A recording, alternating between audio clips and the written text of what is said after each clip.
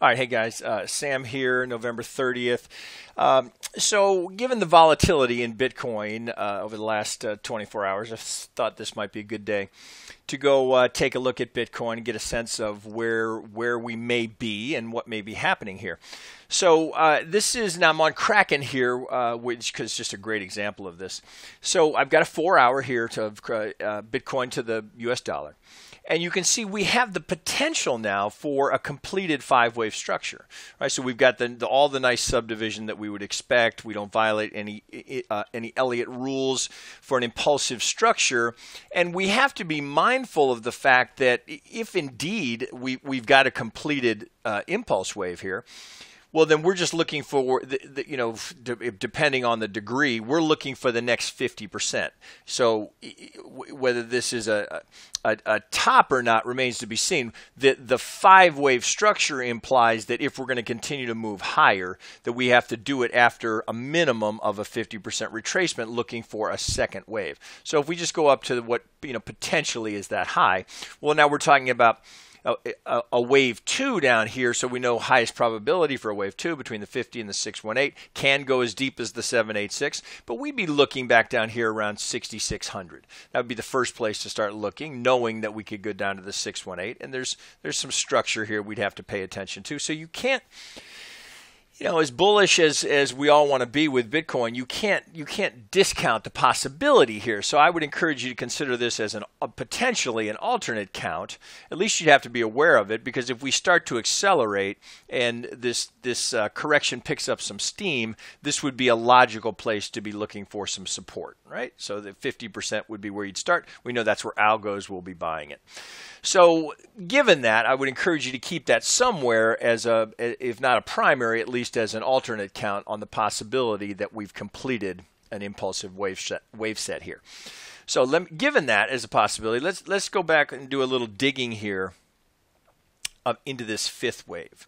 See if indeed we can look for any alternate scenarios here. So I've got to open this up so you can see it. So there's a few question marks here that are worth noting here, and then maybe a few things I can teach you.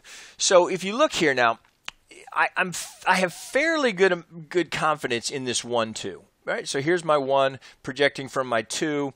We can see we went just a few ticks through the 2,618. So I feel good about this on this degree here as my 1-2, and then I get just perfect subdivision. I'm getting shallow 4s, but I get this final push up in white here, this degree here, into a good probability that I've got a 3rd in there. So now I feel good about my 1, 2, 3. So question mark now becomes, so we look at this and go, okay, well, if that's a 1, 2, 3, and I've got all the subdivision I would expect to find there, well, then I'd be drawing from my second, from my second to my 3rd, looking for a 4th. Well, here's the question mark. This would be an unusually shallow 4th. Now, it's not unheard of, so here's 23.6, so we're not even making the 23.6.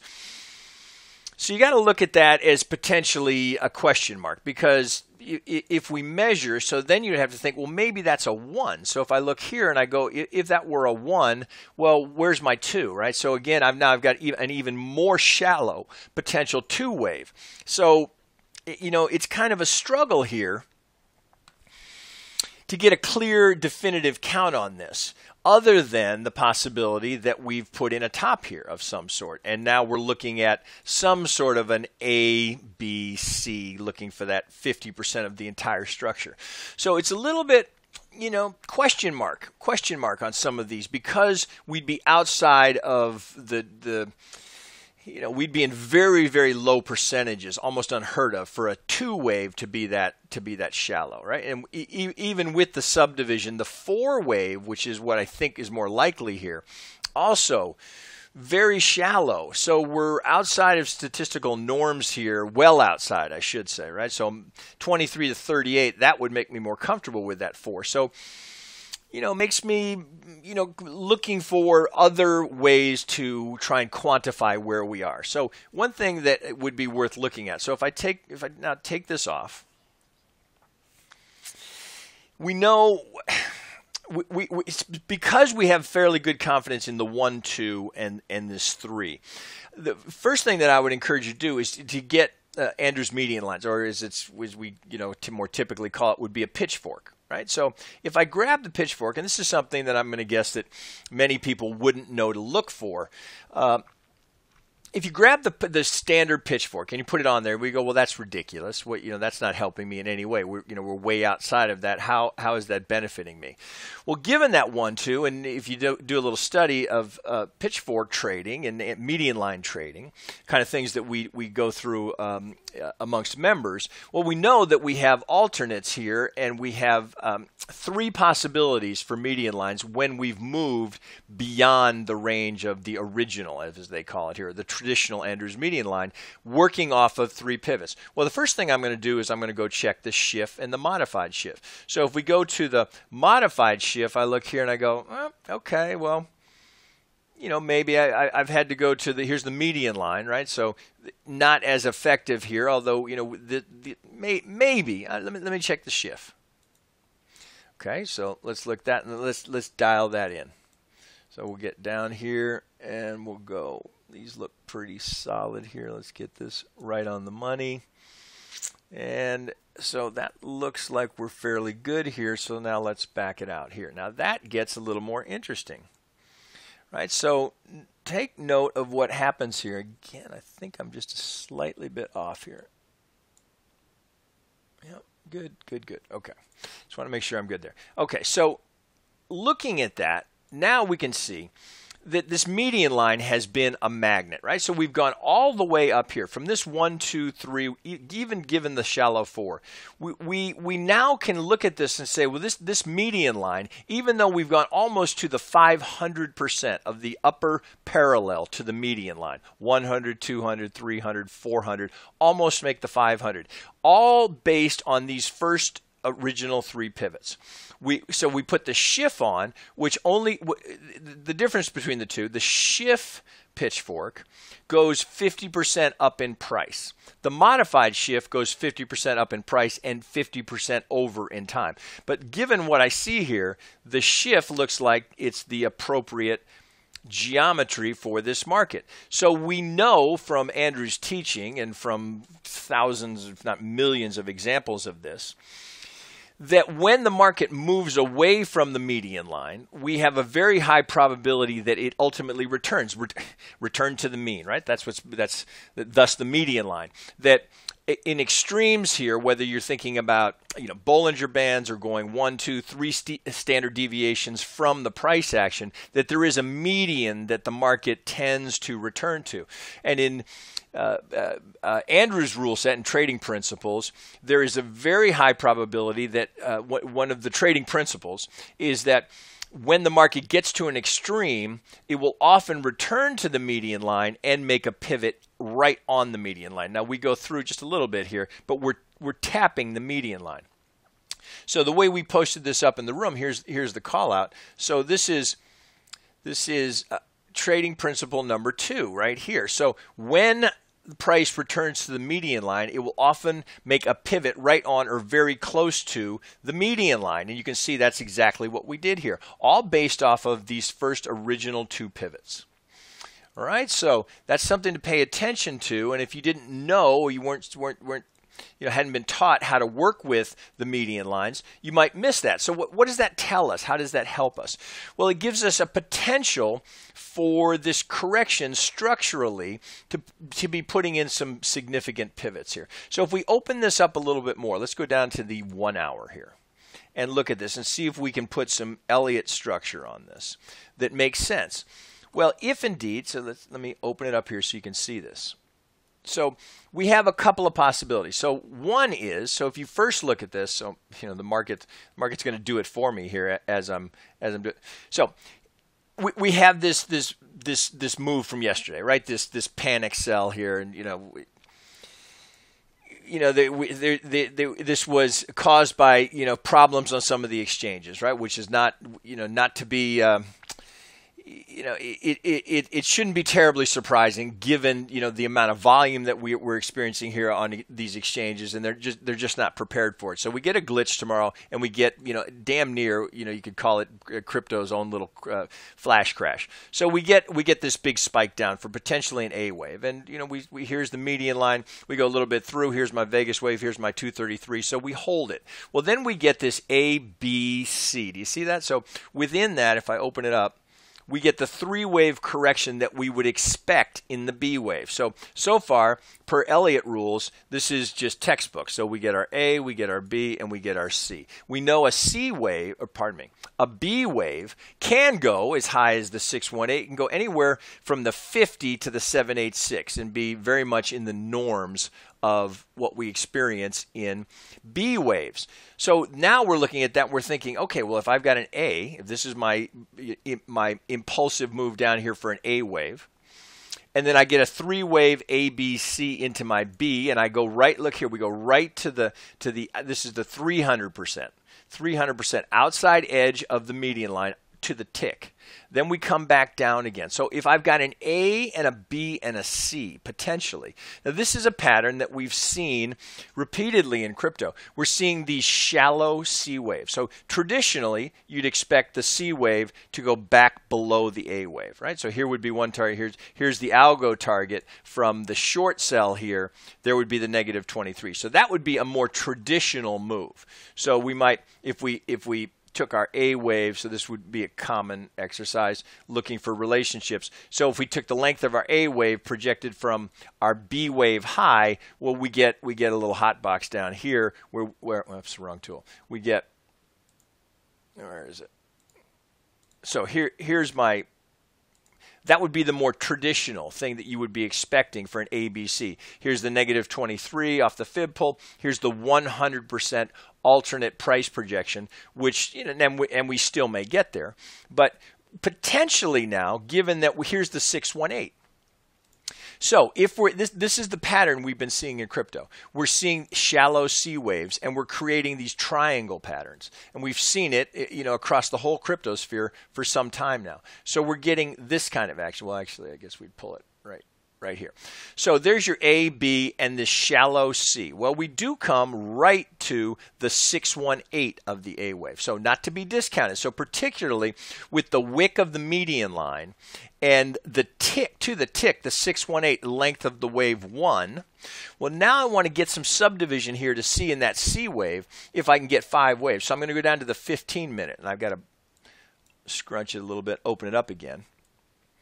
So here's my median line, here's my 618. So if that's the case, let me pull this off just for the time being. I'm looking for 5 waves here. So it starts out pretty clearly. We can see a 1, 2. Now, question mark, 3, 4, 5, possibly. Let me change that degree, and we'll check it. So let me go down to a smaller degree. So I get 1, 2, 3. So it would be given if this is my 1, 2, and that's my 3, and this is my 4. Well, I've got an ending diagonal. Excuse me, an ending diagonal, which would tell me this kind of relationship here. So I've got an ending diagonal, right? In this case, it would be it's damn near a channel, almost a perfect channel, but a little bit of an expanding diagonal into potentially my 5-wave structure here, telling me that given this, what I see here, the wick of the median line in the 618, and that I can get 5 waves out of that, I may have a completed correction. And if that's the case, then I'm now reconsidering whether or not this is an absolute high, a fifth of a fifth of a fifth. I'm reconsidering that. I want to be prepared for an alternate if indeed my low is in of this correction, given this pattern that we've seen consistently in crypto, that we're getting shallow C's, creating a triangle. All right, now let's do a little bit of measuring here just to see if it makes sense. So taking some of this off just so we can see it a little bit better. First thing I'm going to do is I'm going to measure my 1 from my 2 to see if I qualify for my 3rd. Well, I do. All right, so in a diagonal, so of course, we want to be sure that we get a little bit longer, at least beyond 100% of the length of the 1 projected from the 2. So I qualify as a third there. I get this deep 4, so I would look at that. So given that I've got a diagonal, I'd be measuring from my high here to potentially my 3 low. Right? Do we see that here? Okay, I go right to the 50. All right, algo target. Here's the negative 23 on that. We go to and through. And we end up hitting the 618 of the A wave. So we have potentially a completed 3, 4, 5. Now the other potential that was there, and to some degree is still there, right before I started this video, but you can see what Bitcoin is doing now as we come back to 10,000. The other possibility that we can't discount just yet is that we have 1, 2, we're getting a deeper 3, and here we're putting in the 4 here before we come back down to a more traditional target. So that's, if I'm measuring there, well, then I'd be looking here. Now I'm going to want to measure my 2 to my 3, looking for a 4. And if it's going to be impulsive, well, then I'm going to I'm going to get my 1 wave marked. And you see that's right at the 618. So potentially, we'll have to see what happens there. You get an A, B, C into that. So that still could be a scenario that plays out. We'll have to see. If we're going to just blow right through and we're going to get through here, well then we can go back to it and say we had 1, 2, 3, 4, 5. So we're good with our ending diagonal because of that 5-wave subdivision, and now perhaps what we're starting here is a new impulsive structure that's going to go up to potentially threaten this high. Or challenge that high, perhaps I say it that way. So potentially we go up to challenge this high. Now we've got to reconsider the entire count. We got to reevaluate, because remember we had that very shallow 4th wave. Well, this would be more typically what you'd expect in a 4th wave. So we got to go back and create a new count with this not as a 5, but this as a 3, and this is our 4. Right? So that's the work that needs to be done. But before we're doing that, we want to get clarity here. We want to qualify it. Do we have a completed pivot here? Is this potentially a 4th wave here? Because we know on some degree it's corrective. Right? Our trend is up. We get this 3-wave correction. The question remains, with this 3-wave correction, leaves us with the question of, is it complete? Is the ABC complete here at the 618? That's certainly not uncommon. And again, as I've mentioned a couple times now, this shallow C wave or a truncated C wave has been very consistent in crypto. So by the time this video is on YouTube, you're going to have a fairly good idea as to whether or not we're complete now. And then the expectation would be, and so what's the tell? How would we know? Well, first we want to see if we get through the 61865, and if we pivot here. Interesting how the wave 1 low is right at the 618. Interesting. We'll see what happens there. It may happen before we may find out before I finish recording. So, but keep in mind now. So just to be clear, if that's the case, then this is what we have here. Then we've got this diagonal is complete, and we're now looking for the expectation that we get some sort of impulsive move coming out of that. So let me put that in white and go up a degree or two. We'll go to a okay. So that would be the expectation now. So if we're complete here, we need to see some sort of 5-wave structure coming into that 1 wave. Could be a diagonal, could be impulsive. Nothing says we stop here, but you might be considering, well, just if I look at just some fib pulls, if I go low to high, or pardon me, high to low, well, this is likely a spot where we're going to run into some resistance again. Here's the 61865 pocket. So potentially, if this is, so we can see we may have a little subdivision here. Now I'm on the 15-minute. So we had this spike here.